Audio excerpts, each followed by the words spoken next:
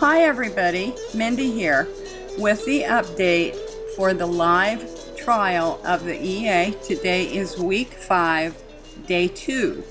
So today we had a much better day with the EA. Again, we had a good day yesterday, but we had a very good day today as well.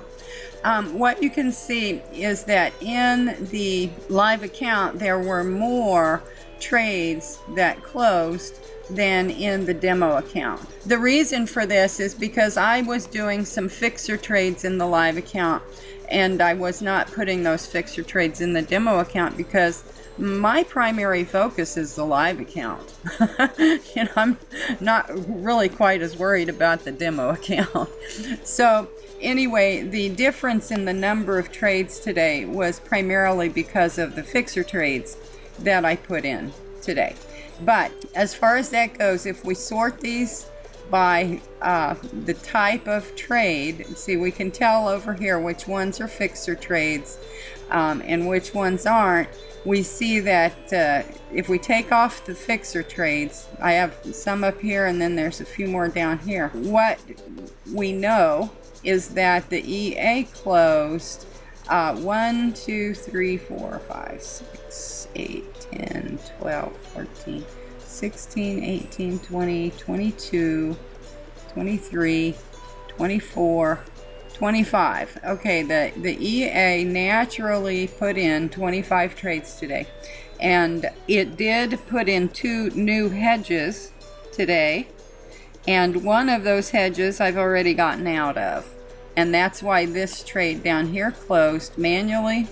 And then here's the other side of this hedge, and here's the fixer. Well, the fixers that go with it are in this mix somewhere. So anyway, I had 2 new hedges, got out of one of them. The other one I'm still in, but we're getting the number of trades. We're getting into that range of the number of trades that the EA is producing naturally by itself. And, out of 25 trades, having 2 hedges is not what I would want to see. That's still about 8%, but could be a lot worse, right? So actually the market is still on, and I'm doing the update today just a little bit early, mostly because I'm so tired. I just really need to take a nap. So I want to get this video processed for you so that I can go to sleep for a few hours before tonight, because I'm hoping that tonight and tomorrow will be just as active in the market as today was. When I move over to the open positions, you can see, and the spreads are already starting to widen because it's about 20 minutes before the end of the trading day. So they're going to get wider here in the next few minutes, but they are currently wider than they have been most of the day. We see down here that I currently have one fixer position that is open that does not have a profit stop on it yet, but for the 29th, the only other 2 open positions are this hedge that I picked up in EUR-AUD this morning. And so those are the only 3 positions that are still in the open positions list for today. So everything else that opened today has closed profitably. So you can see that from yesterday, I have been able to add a couple $100 to my equity, which is good. The negative PL is still running a pretty ugly balance. It's really right now showing about $120, $130 higher than what it really is, because the spreads are wide, fairly wide right now. Things are improving. I did not have an opportunity today to correct any more of what's left of that 20 lot trade. There are still 4 lots left that are hedged, so they're not that big of a deal right now. But I'm not going to do anything to manipulate the rest of this until I have just, a really good opportunity. Because what I'm going to try to do with this, with these other 4 lots that are in here, I'm going to try to manipulate these lots on their exit so that I can hopefully get back most, if not all, of that $1,200 of loss that I took on the other 16 lots of this ugly trade that I got into by mistake, over a week ago. Some of you might not be aware of that. If you're not understanding what I'm talking about, go back through the previous day updates for the last week or so, and you'll see the explanation of what happened here that made such a dramatic problem in my account. Because as you know, I've been doing the live account and the demo account side by side, mostly so that I would have a guide on the demo account to make sure that the live EA is doing similar things to what it is doing on the demo. So the demo is really just kind of here for control purposes, right? So if I had not had that big issue with that accidental 20 lot trade last week, the balance on this account and the equity would be looking more similar to what it looks like on the demo account. Although what we have seen is that the trades that go in are not necessarily identical, but most days they are very similar, and many of the trades are identical. Here's the list of trades that went in on the demo. Now, it did have one fixer trade. This was a fixer order that I had in from previously, and so now tonight what I'll be able to do is to go and find that hedged NZD JPY position and clear that off the board, because I made enough money on that fixer to correct this NZD JPY trade. And I haven't done it yet. It doesn't matter when I do it necessarily. In fact, maybe we can just do it right now. Okay, I made $74.91. So we'll go over to the trades. I'll sort, well, we have them sorted by time. What I'll do is I'll scroll up to the top. We're looking for NZD JPY as we come down the list. And here is the original trade right here, which is negative $119. And the hedge that goes with that is right here. It is positive $95. So there's about a $30 difference between those trades and another $14 in roll. But what I can do right now is I can put profit stops on both of these trades, and that way one or the other of them will have an opportunity to get better. So we'll do it that way, or I could just go and close both of them right now. But what I'll do is I'll put a profit stop on this one, and I'll move it down just a little bit, give it a chance, and then I'll go find the other one right here, and I'll put a profit stop on it, move it up just a little bit, give it a chance. Whoops. There.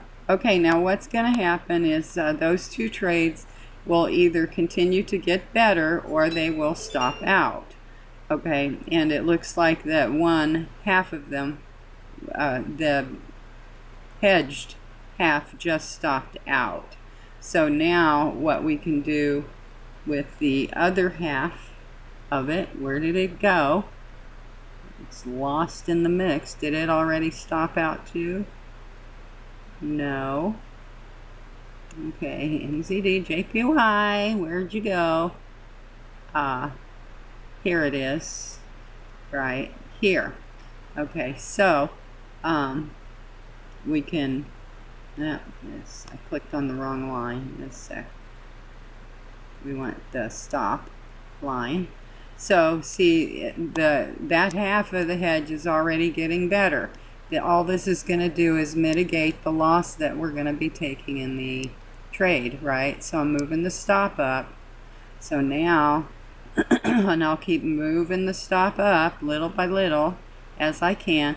And the lower negative that the trade closes at, the better off we'll be. But we have made enough money to hedge out, to fix the hedge that we had on this trade. So any extra pips that I can squeeze out of it right now is just gravy at this point, right? Because we've already hedged it, fixed it. The other half of the hedge is out.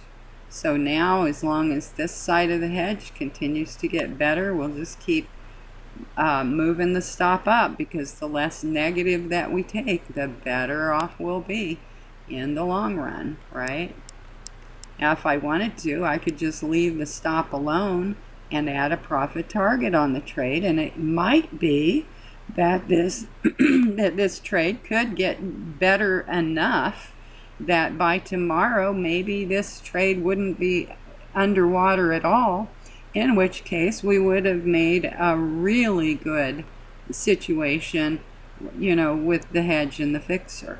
Because sometimes what happens when you fix these trades is you do end up with situations where you can close all three of the positions, the original trade, the hedge, and the fixer, for profits. And that's a wonderful thing when that happens, because in those cases you just actually make quite a bit of money on the trades. So I don't know that this is going to go up 118 pips by tomorrow, but we can go ahead and add a profit target on it.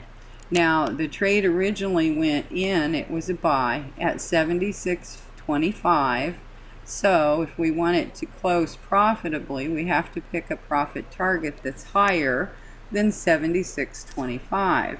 So let's type in 76.50.